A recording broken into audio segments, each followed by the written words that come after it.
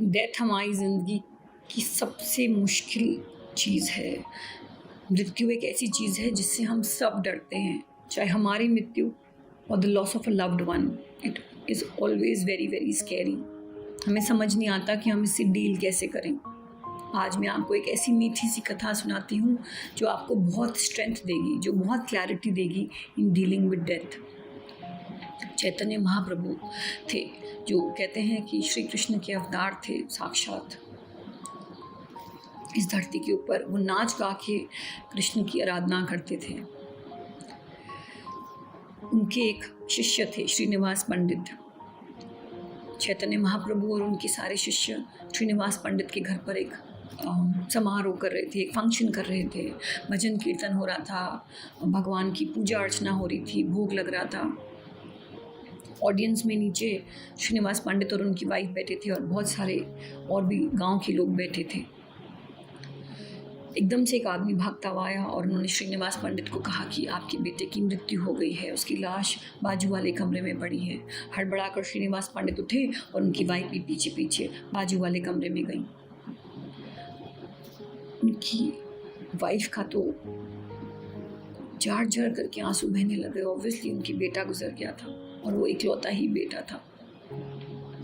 श्रीनिवास पंडित ने अपनी वाइफ का हाथ पकड़ा और उसको बोला कि मैं तुझसे विनती करता हूँ, हमारे बहुत बड़े भाग्य हैं कि मेरे गुरु आज हमारे घर पधारे हैं। तुम प्लीज़ अपने आंसुओं को पी जाओ, अपने दांतों को भींच लो।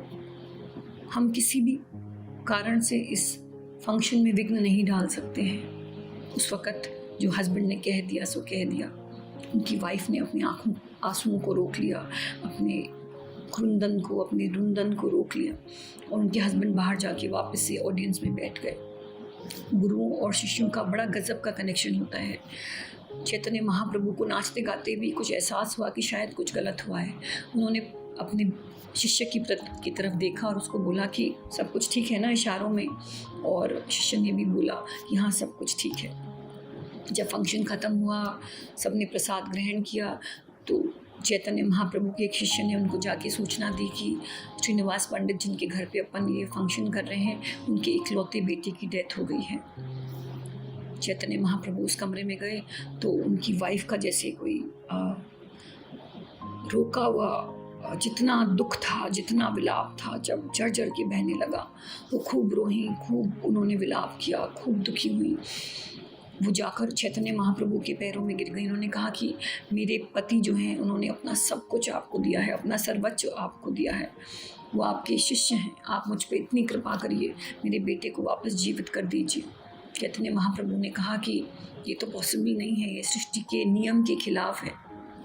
वो और रोई। उन्होंने उनको बोला कि चलो इतना तो कर दीजिए कि 2 मिनट के लिए इस बच्चे को वापस से जीवित कर दीजिए। कल मैं गले से तो लगा लूँ, मैं इसको गुड बाय तो कर दूँ, मैं तो इसको विदा भी नहीं कर पाई। चैतन्य महाप्रभु ने प्राण फूंक दिए उस लाश के अंदर। वो बेटा उठ खड़ा हुआ और हाथ जोड़ के चैतन्य महाप्रभु को बोला कि आपने मुझे वापस क्यों बुलाया। उन्होंने कहा, अरे तेरी माँ तुझे पुकार रही है। उस बच्चे ने बोला, कौन सी जन्म की माँ। वो जो मदर थी एकदम शॉक्ड हो गई। उनको ये बात समझ में आ गई कि मेरा बेटा आज भी जीवित है, पहली चीज़। दूसरी ये that he is just moving from one body to the other. तभी पूछ रहा है कि कौन सी जन्म की माँ। वो तो दूसरी दुनिया में ऑलरेडी ट्रांसेंड कर गया है। उन्होंने हाथ जोड़ के अपने बेटे को विदा किया। उस बच्चे ने भी अपनी माँ से आज्ञा ली वापस दूसरे दुनिया में जाने के लिए। ये कहानी मुझे आज भी गूज़ बम्स देती है, लेकिन मुझे बहुत स्ट्रेंथ देती है to be dealing with death. Death is difficult but the truth is beautiful, कि मृत्यु एक मिथ्या है। हम सब हमेशा ज़िंदा रहेंगे। With this beautiful thought, with this beautiful भावना, आई टेक अ बाउ।